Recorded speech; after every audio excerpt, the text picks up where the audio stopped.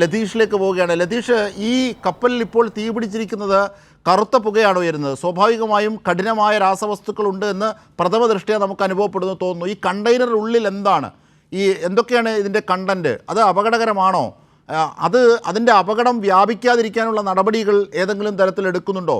പിന്നീട് ഈ 22 ജീവനക്കാർ, അവരിൽ 18 പേർ ചാടി എന്ന് പറയുന്നു വെള്ളത്തിലേക്ക്. അവരെ കരക്കെത്തിക്കാനായിട്ടുണ്ടോ, അല്ലെങ്കിൽ അവരെ സുരക്ഷിത സ്ഥാനത്തേക്ക് എത്തിക്കാനായിട്ടുണ്ടോ? മറ്റ് 4 പേർ കാണാനാകാത്തത്, അവരെക്കുറിച്ചുള്ള വിവരം എന്താണ് ലതീഷ്? അജിംഷാദ്, ഞാനിപ്പോൾ നിൽക്കുന്നത് ബേപ്പൂരാണ്. ബേപ്പൂരിൽ നിന്ന് 11 കൂടിയാണ് കോസ്റ്റ് ഗാർഡിൻ്റെ ഒരു ബോട്ട് ഇത്തരമൊരു അപകടം ഉണ്ടായി എന്നറിഞ്ഞതിനെ തുടർന്ന് അവിടേക്ക് തിരിച്ചത്. കോഴിക്കോട് ബേപ്പൂർ തുറമുഖത്ത് നിന്നും 77 നോട്ടിക്കൽ മൈൽ അകലെയാണ് ഈ സ്ഥലം എന്ന് പറയുന്നത്. ഈ അപകടം നടന്ന കപ്പൽ ചാൽ എന്ന് പറയുന്നത് 14 ജീവനക്കാരാണ് അതിനകത്തുള്ളത്. അവർ തന്നെ അവിടെ എത്താൻ 3:30 ആകും എന്നാണ് നമുക്ക് മനസ്സിലാക്കാൻ കഴിയുന്നത്. അതിൽ പ്രാഥമിക ചികിത്സയ്ക്കുള്ള സജ്ജീകരണങ്ങൾ ഉൾപ്പെടെയാണ് അവർ അവിടേക്ക് തിരിച്ചത്. എന്നാൽ അഴീക്കലിൽ നിന്ന് കുറച്ചുകൂടെ അടുത്താണ് ഈ സ്ഥലം, അപകടമുണ്ടായ സ്ഥലം എന്നാണ് അറിയാൻ കഴിയുന്നത്. അവിടെ നിന്നും രക്ഷാപ്രവർത്തനത്തിനുള്ള കോസ്റ്റ് ഗാർഡ് സംഘവും തിരിച്ചിട്ടുണ്ട്. ഒപ്പം നേരത്തെ നമ്മൾ സൂചിപ്പിച്ച പോലെ നേവി ഉൾപ്പെടെയുള്ളവർ നേവി രക്ഷാപ്രവർത്തനത്തിൽ ഏർപ്പെട്ടിട്ടുണ്ട്. രക്ഷാപ്രവർത്തനം എന്തായാലും പുരോഗമിക്കുന്നുണ്ട്. 22 പേരാണ് കപ്പലിൽ ഉണ്ടായിരുന്നത്. അതിൽ 18 പേരാണ് കപ്പൽ തീപിടുത്തമുണ്ടായ ഘട്ടത്തിൽ എടുത്തു ചാടിയത്. 4 പേരെ കാണാനില്ല എന്നൊക്കെയുള്ളത് നിലവിൽ സ്ഥിരീകരിക്കാൻ കഴിയുന്ന വിവരമല്ല. എന്തായാലും വലിയ പൊട്ടിത്തെറിയും തീപിടുത്തവും ഉണ്ടായിട്ടുണ്ട്. കറുത്ത പുക വലിയ തോതിൽ ഉയരുന്ന സാഹചര്യം ഉണ്ടായിട്ടുണ്ട്. ഏതാണ്ട് 20-ലധികം കണ്ടെയ്നറുകൾക്ക് തീപിടുത്തം ഉണ്ടായി എന്നാണ് മനസ്സിലാക്കാൻ കഴിയുന്നത്. കപ്പൽ പൂർണ്ണമായും മുങ്ങിയിട്ടില്ല. ജീവനക്കാരെ പരമാവധി വേഗത്തിൽ രക്ഷപ്പെടുത്തുക, അവർക്ക് കൃത്യമായ ചികിത്സ ഉറപ്പുവരുത്തുക എന്നതിനാണ് പ്രാധാന്യം നൽകുന്നത്. കൊച്ചി കോസ്റ്റ് ഗാർഡും നേവൽ വിഭാഗവുമാണ് ഈ രക്ഷാപ്രവർത്തനത്തിന് ഉൾപ്പെടെ കേന്ദ്രീകരിച്ച് ഒരു ഏകോപിപ്പിച്ചുള്ള ഒരു രക്ഷാപ്രവർത്തനത്തിനുള്ള നടപടികൾ ചെയ്യുന്നത്. എന്തായാലും എവിടേക്ക് പരുക്കേറ്റ ജീവനക്കാരെ എത്തിക്കുമെന്നത് സംബന്ധിച്ച ഒരു തീരുമാനം ആയിട്ടില്ല എന്നാണ് നമുക്ക് അറിയാൻ കഴിയുന്നത്.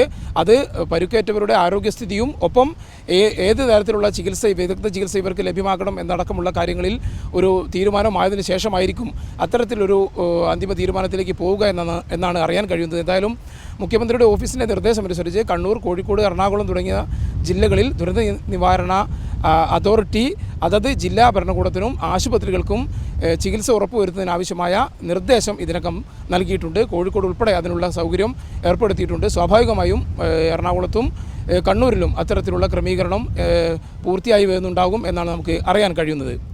അജിംഷാദ്, തീർച്ചയായും. അതായത് ഇപ്പോൾ 75 നോട്ടിക്കൽ മൈൽ, ബേപ്പൂരിൽ നിന്നും കരയിൽ നിന്നും 75 നോട്ടിക്കൽ മൈൽ അകലെയാണെന്നാണ് പറയുന്നത്. അതായത് ഏകദേശം ഒരു കരഭാഷയിൽ പറഞ്ഞാൽ 139-140 കിലോമീറ്ററാണ് യഥാർത്ഥത്തിൽ ബേപ്പൂരിൽ നിന്നുള്ളത്. 75 നോട്ടിക്കൽ മൈലെ കിലോമീറ്ററിലേക്ക് മാറ്റുമ്പോൾ അല്ലേ? അപ്പോൾ പെട്ടെന്നൊരു അപകടത്തിൻ്റെ സാധ്യത കരയുമായി ബന്ധപ്പെട്ടുണ്ടാകില്ല അല്ലേ ലതീഷ്?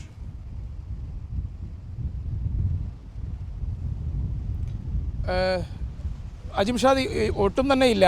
കാരണം ഇത് കപ്പൽ ചാലിലൂടെയാണ്, വളരെ അകലെ ആണ് ബേപ്പൂരിൽ നിന്ന് തന്നെ ഉള്ളത്.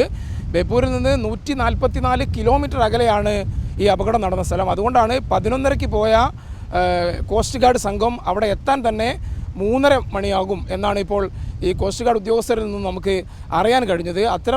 അത്രയും ദൂരത്തിൽ ഇവിടെ നിന്നും പോകേണ്ടതുണ്ട്. 70 നോട്ടിക്കൽ മൈൽ അകലെയാണ് കോഴിക്കോട് നിന്ന്, അതായത് ബേപ്പൂരിൽ നിന്നെങ്കിൽ അഴീക്കലിൽ നിന്ന് ഏകദേശം 35-40 നോട്ടിക്കൽ മൈൽ അകലെയാണ് ഈ സ്ഥലം. അതുകൊണ്ട് തന്നെ കണ്ണൂരിലേക്കും ഒപ്പം മംഗലാപുരത്തേക്ക് ഉൾപ്പെടെ പരുക്കേറ്റ ജീവനക്കാർക്ക് വിദഗ്ധ ചികിത്സ ലഭ്യമാക്കുന്നതിനായി കൊണ്ടുപോകാനുള്ളൊരു സാധ്യതയുണ്ട് എന്നാണിപ്പോൾ അധികൃതർ തന്നെ പറയുന്ന വിവരം.